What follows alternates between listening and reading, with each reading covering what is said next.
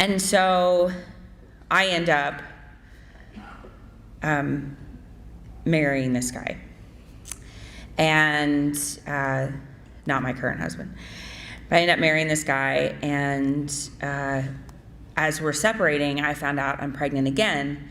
But at this time, I was already at Planned Parenthood. And I think I was drawn to Planned Parenthood when I first started talking to a woman who was recruiting volunteers, because of this idea that they were there to help women, and they were there to provide contraception to women so that they wouldn't get pregnant, so that they wouldn't have to have an abortion. Because, of course, I believe that our goal at Planned Parenthood was to keep abortion safe, legal, and rare, right? And so how do you do that? Well, you have to provide contraception, of course. And that was really what initially attracted me to them. And I think that was what got me in the door. When I found out I was pregnant a second time, I was already working there. Staff got free abortions at the clinic. That was a perk of working there. And so I had my second abortion.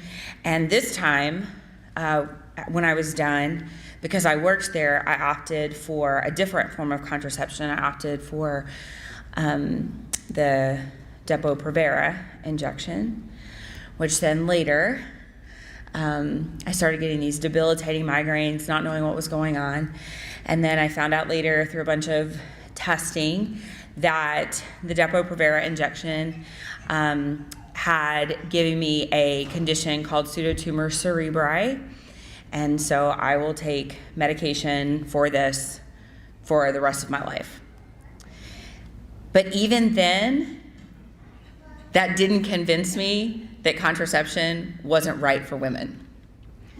And so I still continued to peddle contraception to women, even though it had hurt me personally, even though it had failed me twice. I still continued to peddle this to women in hopes that this was the answer for reducing the abortion numbers in our country. That was the hope, right? That if we contracept the masses, abortion goes away. And so I think about that time with Planned Parenthood. I think about my life growing up, just always having this sort of contraceptive mentality throughout my life. And I realized that it was that mentality that led me in the doors of Planned Parenthood.